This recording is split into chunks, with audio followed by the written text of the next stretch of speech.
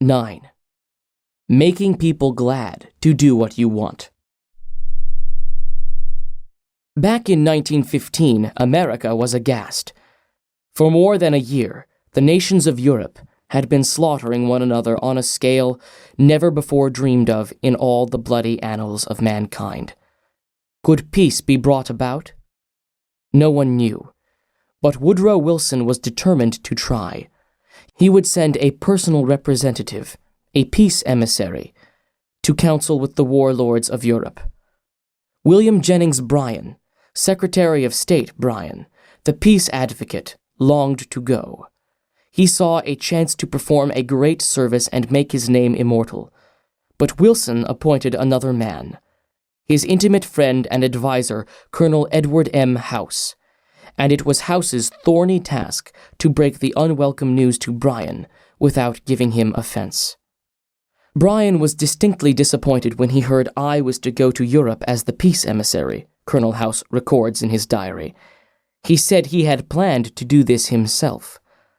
I replied that the president thought it would be unwise for anyone to do this officially, and that his going would attract a great deal of attention, and people would wonder why he was there.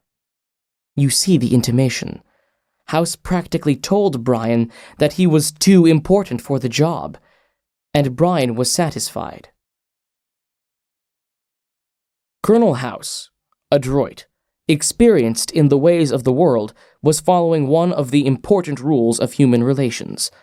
Always make the other person happy about doing the thing you suggest. Woodrow Wilson followed that policy even when inviting William Gibbs McAdoo to become a member of his cabinet. That was the highest honor he could confer upon anyone, and yet Wilson extended the invitation in such a way as to make McAdoo feel doubly important. Here is the story in McAdoo's own words. He, Wilson, said that he was making up his cabinet, and that he would be very glad if I would accept a place in it as Secretary of the Treasury. He had a delightful way of putting things. He created the impression that by accepting this great honor, I would be doing him a favor. Unfortunately, Wilson didn't always employ such tact. If he had, history might have been different. For example, Wilson didn't make the Senate and the Republican Party happy by entering the United States in the League of Nations. Wilson refused to take such prominent Republican leaders as Elihu Root, or Charles Evans Hughes, or Henry Cabot Lodge to the peace conference with him. Instead, he took along unknown men from his own party. He snubbed the Republicans, refused to let them feel that the League was their idea as well as his, refused to let them have a finger in the pie, and, as a result of this crude handling of human relations, wrecked his own career, ruined his health, shortened his life, caused America to stay out of the League, and altered the history of the world. Statesmen and diplomats aren't the only ones who use this make a person happy to do things you want them to do approach. Dale O. Farrier of Fort Wayne, Indiana, told how he encouraged one of his young children to willingly do the chore he was assigned. One of Jeff's chores was to pick up pears from under the pear tree so the person who was mowing underneath wouldn't have to stop to pick them up. He didn't like this chore, and frequently it was either not done at all or it was done so poorly that the mower had to stop and pick up several pears that he had missed. Rather than have an eyeball-to-eyeball confrontation about it, one day I said to him, "Jeff, I'll make a deal with you. For every bushel basket full of pears you pick up, I'll pay you $1. But after you are finished, for every pear I find left in the yard, I'll take away $1. How does that sound?" As you expect, he not only picked up all of the pears, but I had to keep an eye on him to see that he didn't pull a few off the trees to fill up some of the baskets. I knew a man who had to refuse many invitations to speak, invitations extended by friends, invitations coming from people to whom he was obligated, and yet he did it so adroitly that the other person was at least contented with his refusal. How did he do it? Not by merely talking about the fact that he was too busy and too this and too that. No. After expressing his appreciation of the invitation and regretting his inability to accept it, he suggested a substitute speaker. In other words, he didn't give the other person any time to feel unhappy about the refusal. He immediately changed the other person's thoughts to some other speaker who could accept the invitation. Gunther Schmidt, who took our course in West Germany, told of an employee in the food store he managed who was negligent about putting the proper price tags on the shelves where the items were displayed. This caused confusion and customer complaints. Reminders, admonitions, confrontations with her about this did not do much good. Finally, Mr. Schmidt called her into his office and told her he was appointing her supervisor of price tag posting for the entire store, and she would be responsible for keeping all of the shelves properly tagged. This new responsibility and title changed her attitude completely, and she fulfilled her duties satisfactorily from then on.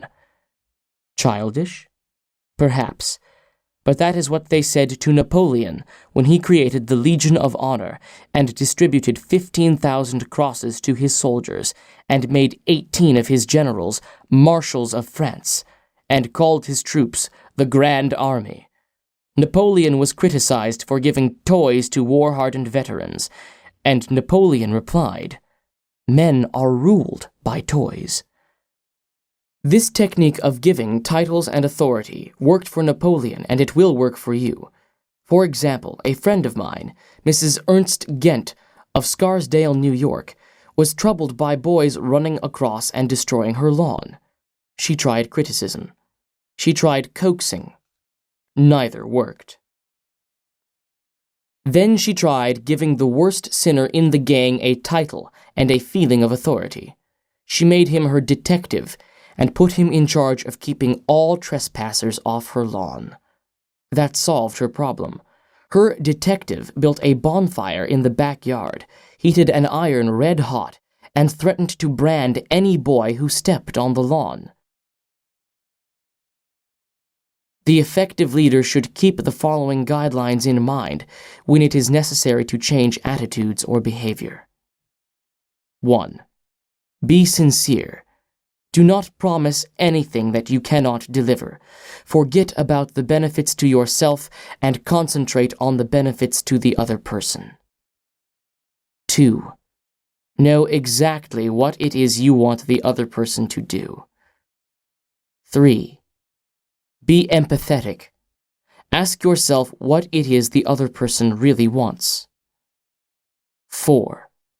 Consider the benefits that person will receive from doing what you suggest. 5. Match those benefits to the other person's wants. 6.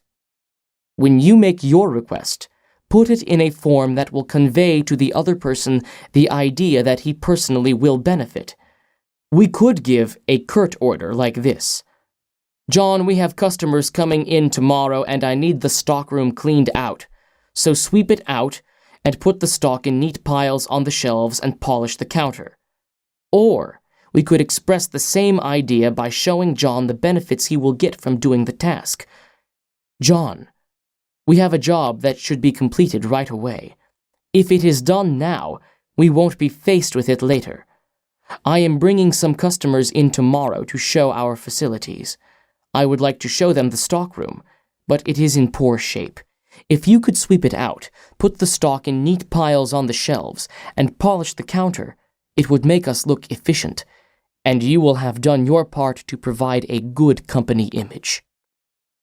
Will John be happy about doing what you suggest? Probably not very happy, but happier than if you had not pointed out the benefits. Assuming you know that John has pride in the way his stockroom looks and is interested in contributing to the company image, he will be more likely to be cooperative. It also will have to be pointed out to John that the job would have to be done eventually, and by doing it now, he won't be faced with it later.